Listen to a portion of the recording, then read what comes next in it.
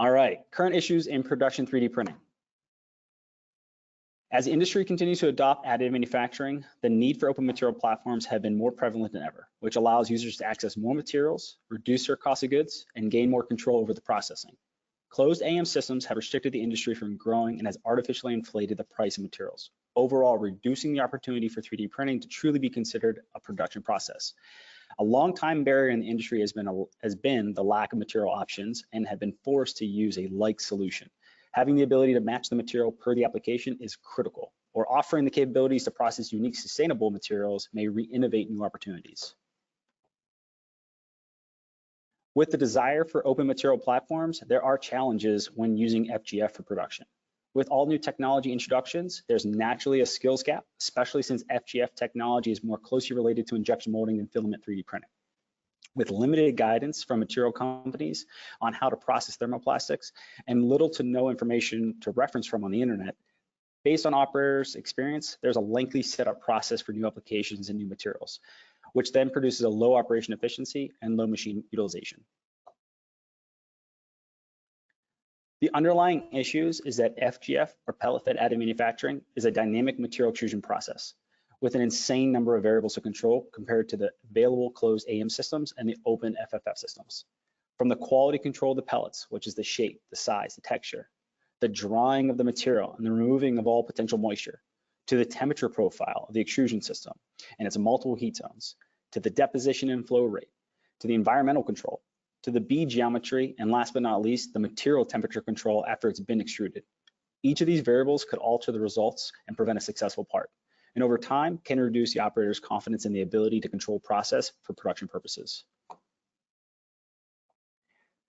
The unavoidable results in having an uncontrolled manufacturing process is that it takes time to build up the confidence and gain experience necessary to overcome these issues.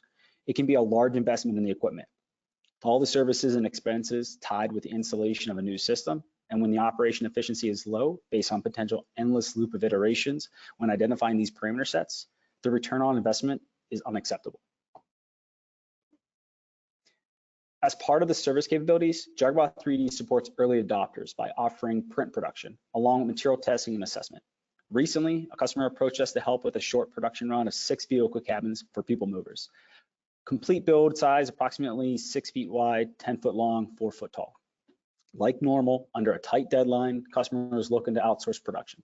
Having only a couple options, neither being suitable, they were interested in incorporating additive manufacturing and received FDM quotes for $60,000 per vehicle cabin, each delivered in increments of 4 to 6 weeks. Their alternative would have been how they traditionally manufacture these cabins, which was FRP, or fiberglass reinforced plastics, requiring investment design, a hefty investment in tooling, and a minimum order quantity larger than what they needed for their customer order. JuggerBot 3D and the Tradesman Series P344 provided an optimal solution. A 60% cost reduction per cabin based on their current estimates, a simplified process that required no tooling and less engineering time, and a complete production lead time improvement of 4 months. All this being capable using the Tradesman Series P344, our open material system with industrial motion and process control and professional service and support. A standalone system that incorporates a mobile drying and dehumidifying unit, an enclosed controlled heated chamber with a build volume of 3 feet by 4 feet by 4 feet, and an integrated workstation that includes everything necessary to generate tool paths, control the machine, process parts. The base package includes a Model 14 extruder system capable of processing up to 15 pounds per hour, and it can be requested to upgrade the system at purchase to the Model 19 and increase capability up to 30 pounds per hour. A built-in air agitation system that allows you to process a variety of shapes and textures of pellets, and the 4 heat zones allowing you to properly build up the necessary pressure to reach a steady state of flow. Multiple access points for serviceability and front convenience controls for ease of operation. Clean aesthetics with drop power, drop air, drop Ethernet connections, and adjustable casters for a simple installation, a modern tool for the modern tradesman. Having the environment control provides better dimensional stability and creates stronger parts. Our convection heating system allows us to reach up to 95 degrees Celsius in less than an hour due to our sealed and insulated print chamber and high temperature bellows system. The heated vacuum platen can reach up to 120 degrees Celsius and allows the user to print up the most of optimal substrates by vacuuming down sheets that will be adhered to the printed material. This control helps prevent unwanted warping and shrinking of printed parts and helps you ensure proper layer bonding. We enable operators to produce parts with confidence and reliability with our material card, a product that leverages the material and process data to streamline production, bridge the skills gap, and improve operation efficiency. Operators can reference critical information regarding the material and the way it's required to be processed in order to generate a quality print. Items like drying conditions, temperature control, thermal analysis of the material, min and max print speeds, air agitation settings, min and max layer temperatures, and lastly, mechanical strength directly correlated with the variables displayed on the card.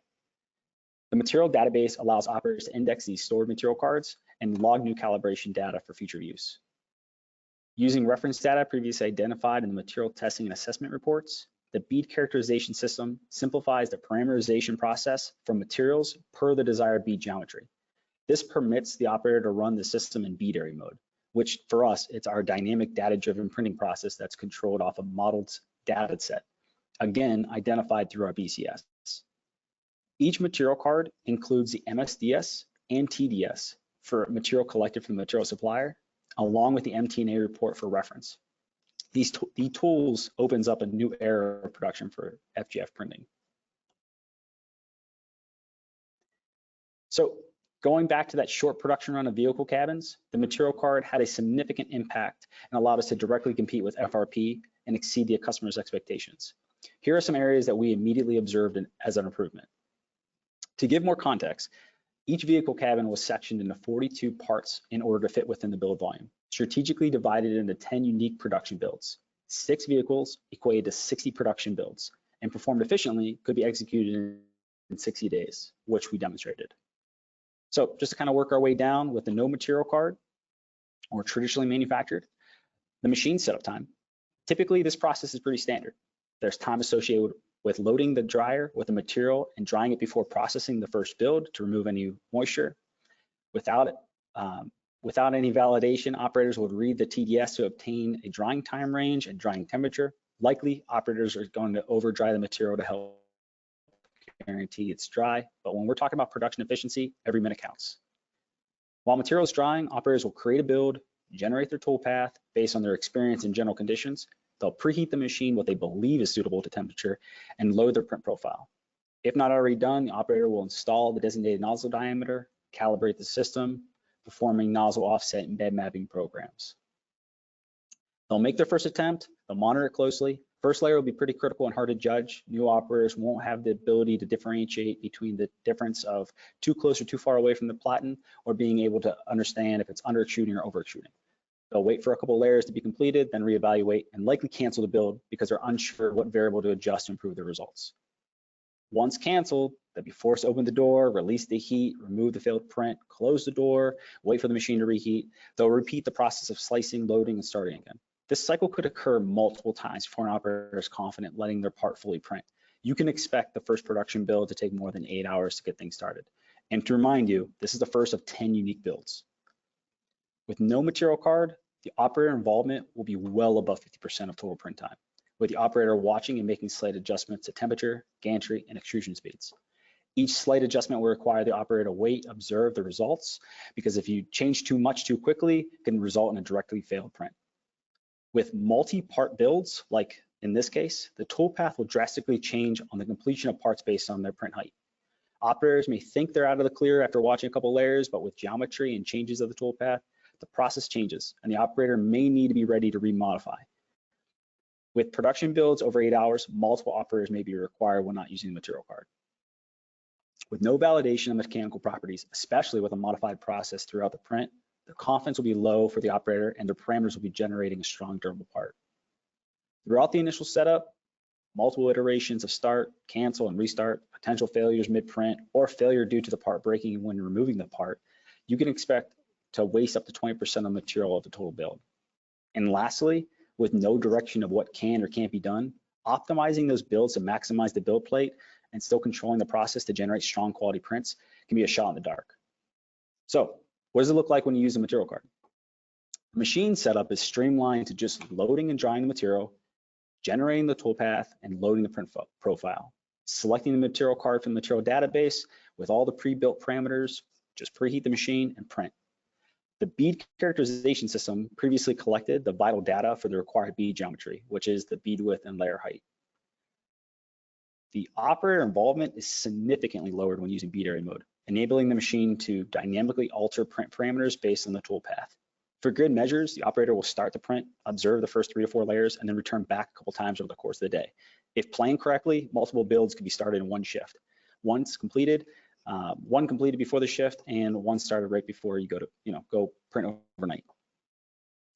Using a material card will verify mechanical properties for each build, ensuring that each print will be strong, meeting the requirements for the application. The only wasted material will be the material purged out of the extruder between each build. And with the guidance on the material card referencing the optimal print speed, layer time, and layer temperature, builds can be fully optimized, and in this case, allowing you to successfully reduce the total number of prints from 42 to 10.